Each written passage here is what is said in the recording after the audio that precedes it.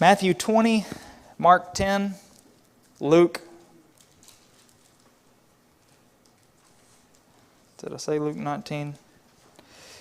Luke 19. How much do you desire to be in the presence of Christ? If you think literally, if you could be, or maybe in a more spiritual way, the maximum way that we can be in the presence of Christ, or if we could be in the physical presence of Christ, how much effort would you put forth to be there if you could? How far would you go? How much trouble would you go through? What would you do to see Him? We go through trouble to see things in life. What if we could go hear Jesus speak? How much trouble would you go to? What could be going on in your life that would make you want to see Him the most? Maybe make you want to see Him even more than normal or than you regularly would. These questions will play a part in our study tonight. We'll see three things: a healing, and then we'll see another encounter that Jesus had with a very famous man, biblically speaking, and then a parable in Luke 19. But Jesus, like I said, He is approaching Jerusalem. He is almost to Bethany. I don't have a map, but if you have a map or if you can visualize it in your head, Bethany being right outside Jerusalem on the Mount of Olives there. He is coming to Jericho or around Jericho, headed towards Jerusalem. It's the last time that He'll be making this journey. And Alfred Edersheim made a good point and painted a good picture of this being the last time that he would be crossing the Jordan. Perea was behind him. Really, his whole teaching ministry is already behind him. And now what's left is for him to go and finish the final act of his life. And it was towards that act that everything had been leading up to so far. He had been rejected as the Messiah of His people, not only in His person, but even in His kingdom, as regarded His kingdom, the kingdom of God, which was all in fulfillment of prophecy and all part of the counsel of God. But two stories in one parable. We have the healing of Bartimaeus, Zacchaeus, and the encounter there, and then the parable of the pounds. So first off, Luke 18, also Mark 10. All three synoptic gospel accounts, Matthew, Mark, and Luke. Again, they're called the synoptics because they're all virtually the same or pretty much the same, and that's what the word means. It means the same. So Matthew, Mark, and Luke are called the synoptic gospels, John being sort of a different sort of gospel. They all three record this healing, but there are some differences in the details. But we'll read. We'll read from Mark's account maybe. First, it says, they came to Jericho, and as He was leaving Jericho with His disciples and a great crowd, Bartimaeus, a blind beggar, the son of Timaeus, was sitting by the roadside. And when he heard that it was Jesus of Nazareth, he began to cry out and say, Jesus, Son of David, have mercy on me.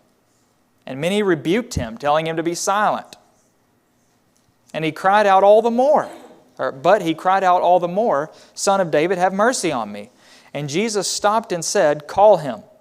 And they called the blind man, saying to him, take heart, get up, he's calling you. And throwing off his cloak, he sprang up and came to Jesus. And Jesus said to him, what do you want me to do for you? And the blind man said to him, Rabbi, let me recover my sight. And Jesus said to him, go your way, your faith has made you well. And immediately he recovered his sight and followed him on the way. So, details are varying though, and some people are disturbed by this and others pounce on this as contradictions. and maybe more than other places. For one thing, Matthew says there were 2 blind men. Okay? Matthew 20, verses 29 through 34. As they went out of Jericho, a great crowd followed him. Behold, there were 2 blind men sitting by the roadside. Mark just says there was one, and he gives his name and the name of his father even. And Luke also says there was one, Bartimaeus. Although Mark is the one that gives his name. Matthew and Mark says that Jesus was leaving Jericho, and Luke says it was as he was approaching Jericho. But there are no real conflicts that can't be resolved. And whenever we come across a conflict like this, or an alleged conflict, all you have to do is come up with a possible explanation. You don't have to come up with an absolutely positive, irrefutable explanation. If it's possible, that's all it takes. Nobody can prove that otherwise. If there's a possible explanation, and certainly there is, as far as the blind men go, if there were 2 blind men, there was definitely one blind man. So there's no contradiction there. It could be that Mark and Luke just mention one of them and don't mention the other one for whatever reason. But it doesn't contradict Matthew's account by any stretch. But as far as approaching Jericho versus leaving Jericho, we could come up with some possible explanations for that. But we won't even go through what those might be. They're not contradictions, technically speaking. The key point is their faith made them well. That's what Jesus said. Your faith has made you well. Now we might say, well, it was Jesus' power that made them well. Would also be true. Jesus said, your faith has made you well. And as soon as Jesus said that, his sight was recovered. He could see. But we see their faith being confessed. He said, Son of David. That was basically calling him the Messiah, because that's who the Son of David was to them. So Son of David, synonymous to the Jew, synonymous with the Messiah, the Christ. Expressing that from the outset. That's when they told him to be quiet. He must have been saying this over and over. They rebuked him. How compassionate that is. Be quiet, blind man. You're getting on our nerves here. But he said it all the more, and Jesus did not tell him to stop. He told his people that he was with. He stopped and he said, "Go get him and bring him to me. Bring him here." And he, the rest, as we just read, his faith was persistent, like we just said. His faith requested something from Jesus, and their faith responded. Glorified God, followed Jesus along the way as he was going towards Jerusalem. So that's the healing of blind Bartimaeus and his unnamed companion, or fellow blind man, according to Matthew's account. Which leads us to the next part with Zacchaeus.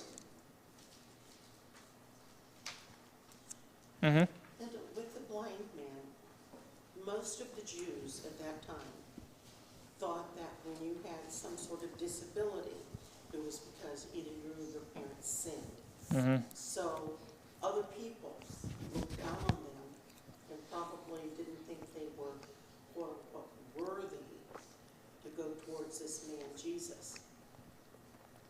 And like the song we sang, the Lord is so nearby. I mean, do we listen to others that we're not good enough?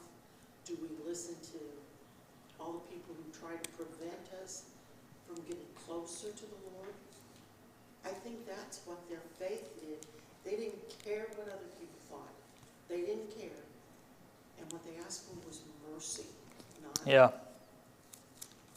And I just... Yeah, It's a nice thought. this was their big chance.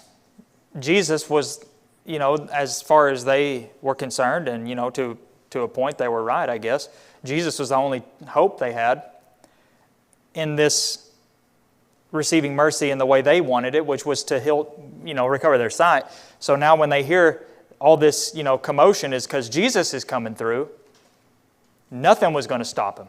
I mean, all he could do, he couldn't see, so it's not like he's going to be able to follow and, track him down. So all he's got is his voice, and that's what he did. So nothing was going to stop, he wasn't going to let anything stop him from reaching Jesus, because Jesus was his only hope. And it's no different for us. Jesus is our only hope. So what are we going to let stand in our way of going to him for mercy? And, ironically, that's a similar thing with Zacchaeus that we're going to see, as far as Jesus is coming through, and what am I going to do about it? Here it says he entered Jericho. This is Luke 19. He entered Jericho and was passing through. And behold, there was a man named Zacchaeus. He was a chief tax collector and was rich. And he was seeking to see who Jesus was. But on account of the crowd, he could not, because he was small in stature. Hence the song that we all know and love. Or we all know. We all know it at least. We may not love it, but we know it. So he ran on ahead and climbed up into a sycamore tree to see him, for he was about to pass that way. And when Jesus came to the place, he looked up and said to him, Zacchaeus, hurry and come down, for I must stay at your house today. So he hurried and came down and received him joyfully.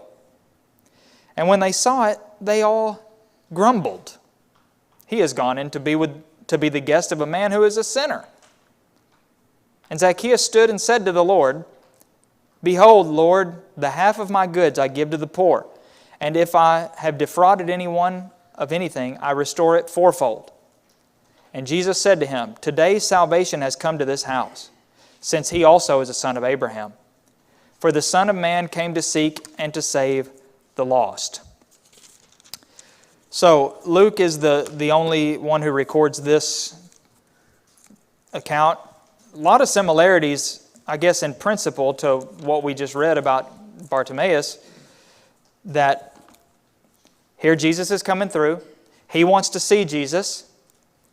The text says, he was seeking to see who Jesus was.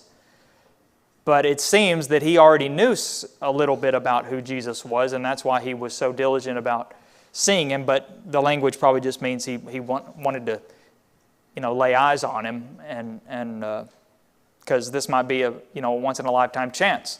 You and I would have done the same thing probably. He was a pretty famous guy. So the problem was he couldn't see anything because there were a bunch of people in the way. And he was just a wee little man. So he climbed up in a tree. But the crazy part is that when Jesus got to the place, what place? Where the tree, yeah, he got to the tree. He got to the place where Zacchaeus just climbed up in the tree. He looks up and he says, Hey, Zacchaeus. How in the world did he know his name? But anyway, come on down. I'm going to your house. I'm going to stay at your house, and go on and show me. Let's go. So he came down, received him. People didn't like that very much. Now remember there's this crowd. There's also all these people with Jesus, walking, following. This big procession to Jerusalem, whether it's the people that were with Jesus or the crowd that he was trying to see over, they grumbled about this. Because Zacchaeus, we're told, he was not just any tax collector, he was what's called a chief tax collector, whatever that means. And he was rich. Now, considering the reputation that tax collectors had, and we've looked in detail recently about publicans and how easy it was for them to get rich, because as long as Rome got the number that they agreed on, everything else that they could possibly get was pocket money. The fact that Zacchaeus was rich may be a subtle implication that at some point Zacchaeus had taken advantage of his position, but that's just an assumption. What we notice about Zacchaeus in this case is that he was a changed man. And it seems to me he was already a changed man. He didn't become a changed man all of a sudden because Jesus came to his house. He already had been changed by some means and in some way. It may be that he had heard about Jesus and his teaching before. We get the impression he hadn't never seen Jesus before, but he had maybe heard about Jesus and heard about his general teaching. But we see a man whose life was changed. And he tells, the people said, well, here's Jesus, he's going in. Same thing we've heard time and time again. He's going in to be the guest of a man who's a sinner. He's going to be the guest of a tax collector.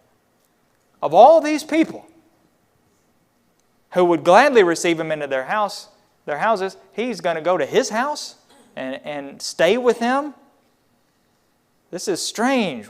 I don't know what to do with this. It may be in response to the grumbling, or it may not. But Zacchaeus felt compelled to tell Jesus all of a sudden. By the way, Luke calls him the Lord again. He says, "Behold, Lord, I give half of my goods to the poor. And if I've defrauded anyone, I restore it fourfold." I don't think that's a vow. I think it's a declaration of something that he's already been doing. He's saying, this is something that I have practiced for some time now. Yeah, Joe, do you have something?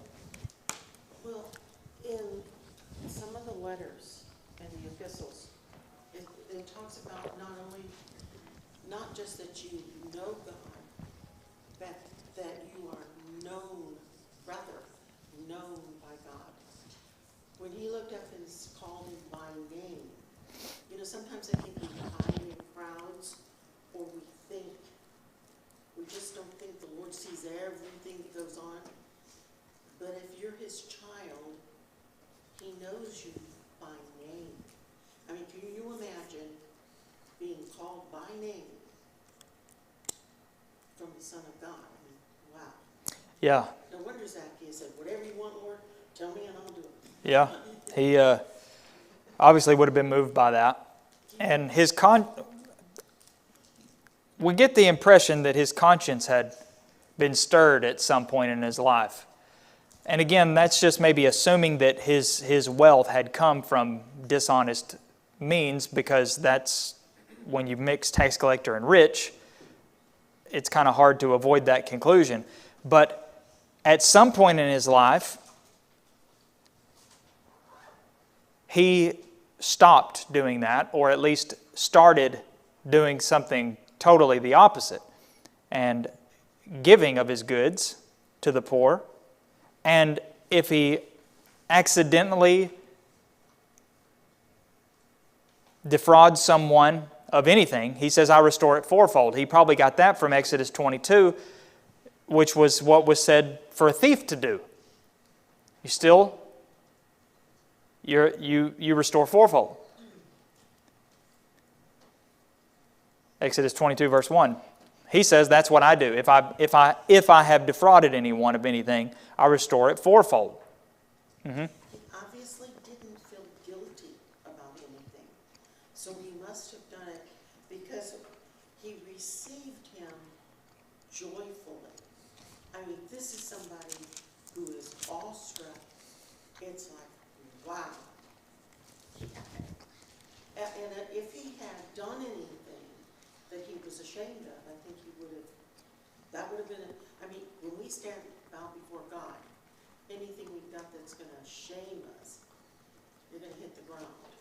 Yeah, well, that may be the attitude that he was saying this. And especially with the people grumbling, they probably had all kinds of things to say that they had no proof of, or maybe some of them did have proof of. But, they're grumbling about him being a sinner. a no good tax collector. He's a cheat. He's a thief. He's a scoundrel. He's corrupt. He's a traitor. But he wants Jesus to know that none of that's true, at least not anymore. And Jesus says, today salvation has come to this house. What was that, Exodus? Exodus 22, verse 1.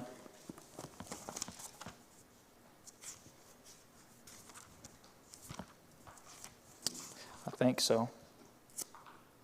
Matthew was a tax collector and he wasn't dishonest.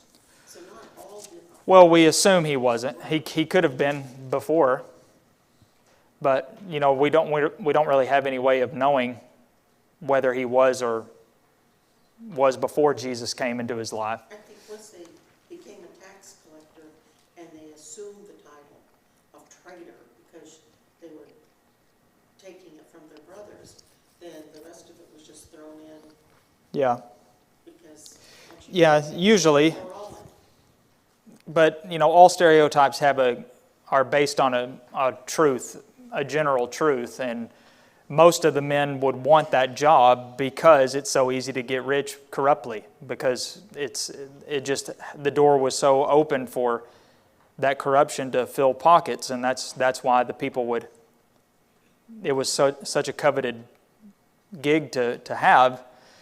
But Zacchaeus, the key is he's not like that anymore. Whether he ever was, he wasn't anymore. And, you know, the story is pretty simple. The message is pretty simple for us. It doesn't matter how bad you may have been or how bad people might think you are. Jesus cares. But what Jesus cares about is how you are now. Not how you may have been or used to be. Even if people judge us for what we used to be, Jesus came to seek and save that which was lost. And, you know, those words might imply that Zacchaeus, again, might imply that he used to be like other tax collectors, but not anymore. Even if that day marked the time when he was no longer going to do that. That still counts as he's not that anymore. The Son of Man came to seek and to save the lost. Just like he said on another occasion, you know, it's not the healthy people that need a doctor, it's the sick people that need a doctor. And that's why I'm coming to these people. Any other thoughts on Zacchaeus? If he hadn't changed at a previous point, he was still rich, so maybe all of his wealth did not necessarily come from that, because if he had already given half to the poor and paid back anyone he had defrauded, you would think he'd have very much left if it all came from tax collectors. Yeah. And partly inheritance. It's hard to say based on just the verse itself, but either way, he was a changed man. When he changed exactly, that's the blurry part, but that he changed, that's the clear part. So, and that's the part that Jesus cared about. No matter how or what we've been, who we've been in the past, it's who we are today, now, and tomorrow that matters. If we make it right. So the next part is another parable. The parable of the parable of the pounds, and it is often either confused with the parable of the talents or thrown in with the parable of the talents, but they are significantly different. But again, Luke tells us what the purpose is right at the outset. Why did Jesus tell this parable? Here's what it says. As they heard these things, he proceeded to tell a parable because, number one, he was near to Jerusalem, or I guess this is all number one, but he was coming up to Jerusalem, and they supposed that the kingdom of God was to appear immediately. Now let's think about that for just a second or clear this up. They misunderstood the purpose of Jesus' journey to Jerusalem, but they also misunderstood about the kingdom of God in general. What does it mean that they supposed the kingdom of God was to appear immediately? Because in a big picture sense, it kind of was, right? Is this suggesting that the kingdom wasn't about to appear and therefore maybe it still hasn't appeared, but it will when He returns? No. They supposed the kingdom of God was going to appear immediately, that is, when He got to Jerusalem. The kingdom was not going to appear when He got to Jerusalem, like David's kingdom, like in an earthly sense. That's what they thought.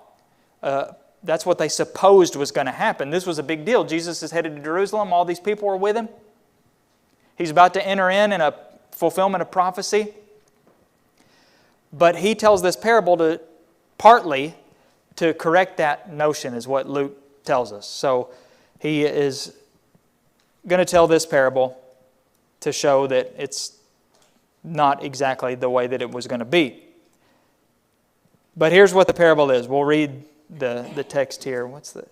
It's 12 through 27, the whole thing anyway. A nobleman went into a far country to receive for himself a kingdom and then return. Calling 10 of his servants, he gave them 10 pounds. The ESV says minus. I prefer pounds, so I'm going to say pounds. And said to them, "Engage in business until I come." But his citizens hated him and sent a delegation after him, saying, "We don't want this man to reign over us." When he returned, having received the kingdom, he ordered these servants to whom he had given the money to be called to him, that he might know what they had gained by doing business. The first came before him, saying, "Lord, your pound is made 10 pounds more." And he said to him, "Well done, good servant. Because you've been faithful in a very little, you shall have authority over 10 cities." The second came, saying, "Lord, your pound is made 5 pounds." And he said to him, "And you are to be over 5 cities." Then another came, saying, "Lord, here's your pound, which I kept laid away in a handkerchief, for I was afraid of you, because you are a severe man. You take what you did not deposit, and you reap what you did not sow." And he said to him, "I will condemn you with your own words. You wicked servant. You knew that I was a severe man, taking what I did not deposit and reaping what I did not sow. Why then did you not put my money in the bank? And at my coming I might have collected it with interest." And he said to those who stood by, "Take the pound from him and give it to the one who has the 10 pounds. And they said to him, "Lord, he has 10 pounds. I tell you that to everyone who has, more will be given. But from the one who has not, even what he has will be taken away. But as for these enemies of mine, who did not want me to reign over them, bring them here and slaughter them before me." So, on the surface, there are many similarities to the parable of the talents. But there are also differences. One of the biggest differences is the fact of these citizens being brought up, because that has no part in the parable of the talents. But it says his citizens hated him. And they didn't want him to reign over them. And that doesn't even come back into the parable until the very end, after the parable, actually. Notice the nobleman's journey, though. There's a certain nobleman. The nobleman in this parable is Jesus. It's himself. He's referring to himself. He goes into a far country for a specific purpose. What is that purpose?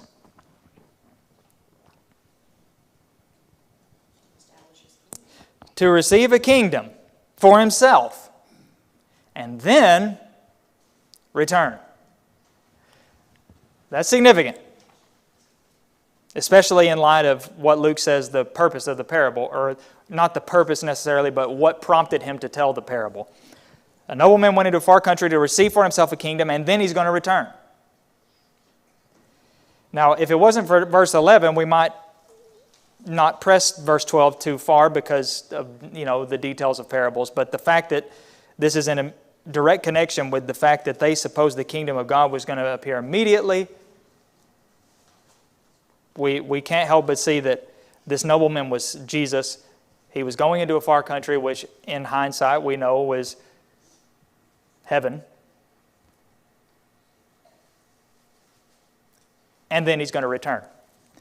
I point that out because those who believe that the kingdom of the Messiah's kingdom is coming when he returns goes directly against what Jesus just said. He goes into the far country to receive a kingdom, and then he's going to return, and then he doubles down on that in verse 15 and says, when he returned, having received the kingdom, and then, the servants are called back up. So he goes into a far country. He receives a kingdom. He goes there to receive for himself a kingdom and then return. And before he goes, he calls 10 of his servants and he gives them 10 pounds or minas each. This is the other difference between this and the parable of the talents. Whether he gives them 10 or 1 each, he either gives them 10 each or 1 each. The language could go either way. But this is where it's pretty much the same. Do business with this that I've given you until I come back. That's the point of their charge that they're given. Take this money, 1 or 10, whatever it was. Do business. Sounds 1 each is what I would say because they say your pound is made 5 pounds. But do business until I come. But then what about these citizens that hated him? We'll see that at the end. He comes back after he receives the kingdom, calls the servants. First one came and said, look, the pound that you gave me, it seems anyway to me, the 1 pound that you gave me, I've turned it into 10 with my business that I've done, like you said. So he says, well done. You shall have authority over 10 cities. In proportion to what he had gained. Second one, 5. Oh, you are to be over 5 cities. And the other one, just like the parable of the talents, didn't do anything. He hid it away. He didn't bury it in the ground, but he hid it in a handkerchief because he was afraid of him. He didn't want to mess up, risk losing the one. And so he tucked it away. And he said, here you go. Here it is. Bright and shiny, just like you gave it to me. And he was not pleased with that. Not to mention the insult that he gave him. That, you're a hard man, you're a severe man. You take what you didn't deposit and reap what you did not sow. Ouch. So he said, take it from him, give it to the other. The application for that is pretty clear and plain, maybe not just like the parable of the talents, but the idea is, here is something that I'm going to entrust you with, do business with it until I come back. Now these rebels,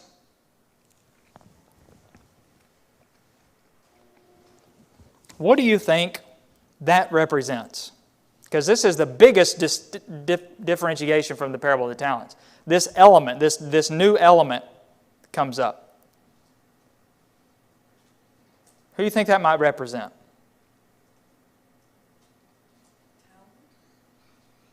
Christians who don't tell anybody. The citizens who hated him? I think you said that. No, I meant the citizens, the rebels. Pharisees and unbelievers.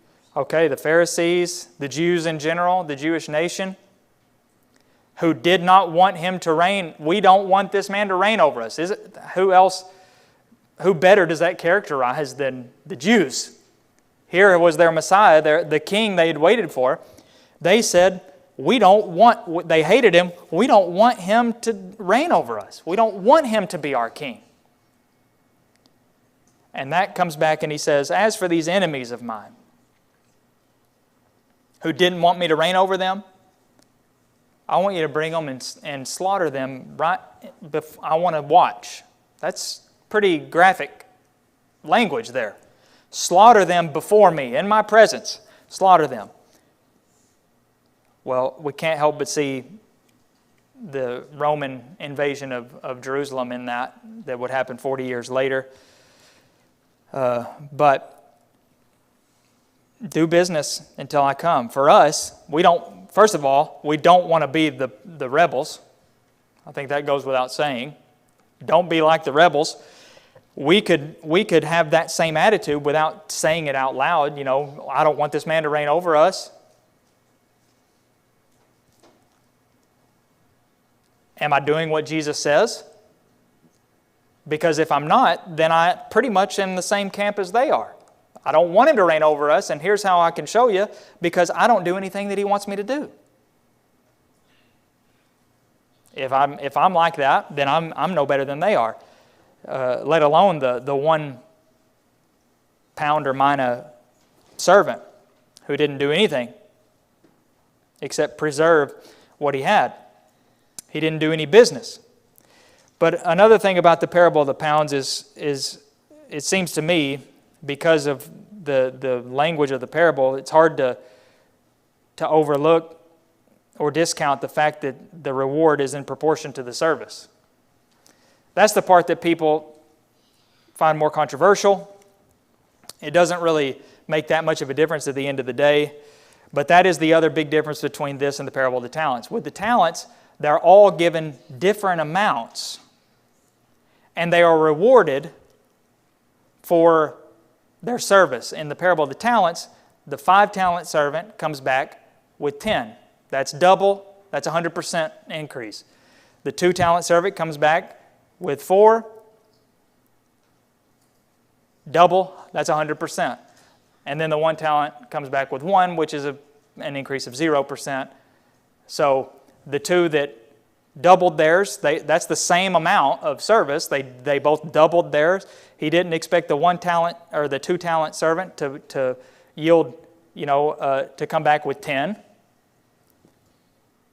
But 5 came back with 5, or with 5 more. The 2 came back with 2 more, and the 1 came back with no more. And so he was punished. He was not commended. He was not rewarded. He was punished. In this case, they're all given the same amount, and the language of the reward, which Jesus didn't have to include in the parable at all. He could have just stopped with, "Well done, you've been faithful in very little. You shall have authority over much," or you shall be rewarded with much. But he specifically mentioned a numeric value that's in direct proportion to how much they earned, or how much they gained for him. And while I certainly believe that it's possible to look too much into details of parables, that is a detail that I think would not be in there if there was not a reason for it being in there. But at any rate, that's the difference between this and the parable of the talents, is same amount given, and their reward is different depending on how much they gained. Now, the application between those two things for us is, with the parable of the talents, we all don't have the same talents. I have talents that you don't have, and you have talents I don't have. And God doesn't expect me to bear fruit with your talents and abilities, but my own. In this case, God has given us all the same. We could say it's the gospel. We could say it's His salvation, or whatever it is, His grace. And we take advantage of our opportunities that we have, or do business with that to bear fruit, to yield results. But again, with the talents, it's not about our talents as individuals, like I just said, but our again, sort of like the opportunities that we have to use those gifts and abilities that God has given us. Mm-hmm. But in both cases, everybody received something from God.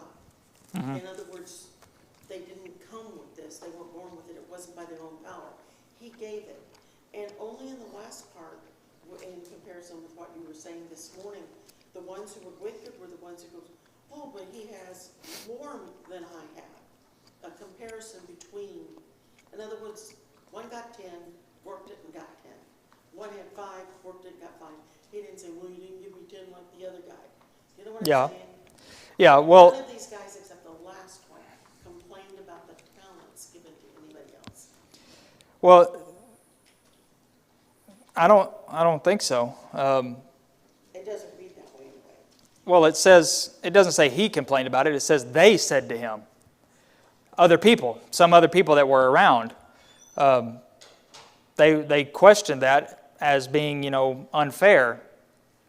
But Lord, what do you mean give it to him? He's already got 10, so why would you give it to him? He's talking to those who stood by, not the ones who were part of. In verse 24. Yeah, those who stood by, but we don't know who they are. I think they're his enemies. Well, the enemies are separate in verse 27 from the rest. But as for these enemies of mine, they don't show up except in verse 14 and verse 27. Those who stood by are probably the other servants. It says he called 10 servants. So those that stood by would presumably be the other 7 that aren't even brought up.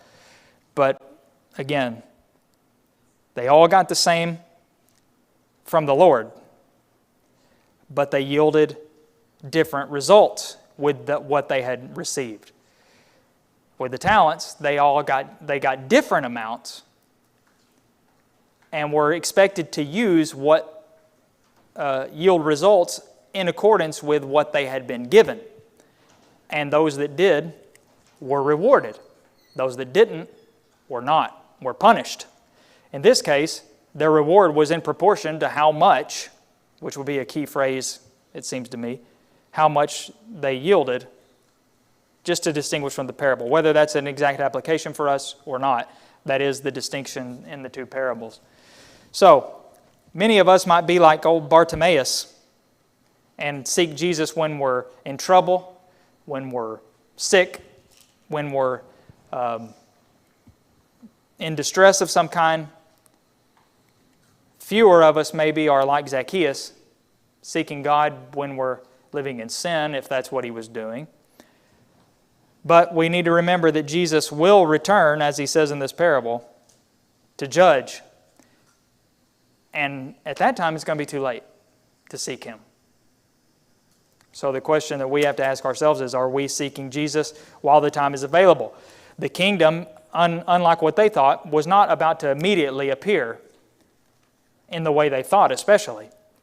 But there's going to be a time after he receives his kingdom that he expects us to be doing business, his followers doing business, to use the language right there in the verse. Engage in business until I come. How much business have I engaged in for him?